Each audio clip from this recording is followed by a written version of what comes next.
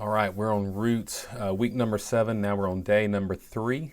The reading today is Genesis chapter 37, and then we skip over to chapter 41, and we read all the way down to chapter 42, verse 26. So it's a little bit of a chunk today. But we're getting into the story of Joseph, which, if you haven't read before, is really worth reading. We actually have to cut out a good bit of it to try to just get to the main point, for the purposes of what we're doing. But if you have the extra time, you should definitely read all of the story of Joseph. It's a really just fascinating story. It's very, in a lot of ways, sometimes it can be relatable, and it's just I'll just leave it at that. It's a great story. So I like the story of Joseph. So basically, what happens? I'm gonna have to summarize a lot right here, but basically, in case you don't know, the story of Joseph is one of 12 brothers. He's the son of Jacob, now called Israel, oftentimes, and he has 11 other brothers. He's known to have these dreams, and basically, his dreams always involve him. The rest of his family bowing down to him, which obviously his brothers don't like, and they really don't like it because he is the obvious favorite child of his father. He gets special treatment and everything, and so they can't stand him. Because they hate him, they decide to throw him in a pit, sell him into slavery, take his pretty coat of many colors, dip it in blood, and give it to his father and tell his father that he was killed by a wild animal. So that's how the story of Joseph gets started off. He winds up being a slave in somebody's house, but he sort of works his way up the ranks and becomes a really powerful guy. He gets falsely accused of a crime and thrown in prison.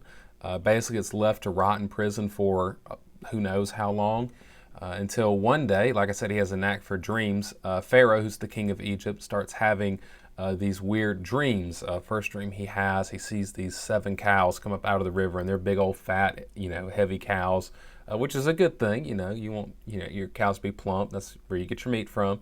But after that, all these 7 scrawny cows come out, and the 7 scrawny cows eat the 7 fat cows, which must have been a horrifying thing to see, because I don't know if you know this, but cows don't eat cows. Weird story. And then he has another dream, also strange. He sees this little, grain of wheat that shoots up, and it has 7 plump little grains on it. It looks good. Again, this is good. It's a good, healthy piece of wheat. But after that, the sickly piece of wheat comes up and consumes the good piece of wheat. It's all weird. It's trippy stuff. Well, they get a hold of Joseph because Joseph is known to be good at interpreting dreams. And what Joseph says is that there's about to be 7 years of incredible abundance in the land. They're going to have all these crops, all this food. It's going to be great. Everybody's going to be fat and happy for 7 years. But after those 7 years, there's going to be 7 years of an intense famine where there won't be anything that grows. And a lot of people are going to starve if they don't do anything. So what Joseph says is, hey, we should take a portion of what we grow these next 7 years and set those aside so that when the bad 7 years come, we'll have food set aside. Well, Pharaoh likes that idea so much that he takes Joseph out of the prison and makes him the second most powerful man in all the land. In Genesis chapter 41, verse 44, he says, I'm Pharaoh, no one will be able to raise his hand or foot in all the land of Egypt without your permission. So basically, if you're going to move, you have to get Joseph's permission. Obviously being a little bit of an exaggeration there, but he's saying this to show you how powerful he intends to make Joseph. So Joseph literally goes from the prison to the palace overnight. Incredible turnaround, becomes an incredibly powerful man. And not just, the happy ending isn't just that Joseph becomes this incredible, powerful man, but that on account of what he does, people all over the place are saved from starvation. It says in verse 57 of that same chapter, it says, every land came to Joseph in Egypt to buy grain, for the famine was severe in every land.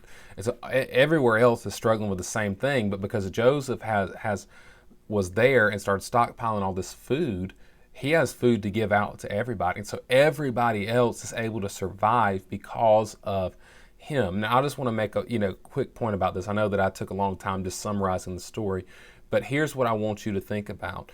We go through a lot of trials. We go through a lot of burdens and just bad stuff in life. It happens to everybody. Very often, we don't see why we're going through it. We don't understand it. It doesn't make any sense. It seems completely just accidental, like it's just pain for no reason at all. But God always has a purpose in it. And we may not see it quite as clearly as Joseph did, but if God can take Joseph through all the crap that he went through and use that not only to bless Joseph, but to bless people all around the world through him, then don't you think that God can redeem your trials and bring good out of them? We do worship the crucified and risen Jesus, emphasis there on the crucified. Before his exaltation came his death and his suffering. That is sort of how God operates. There is a cross before there is a resurrection.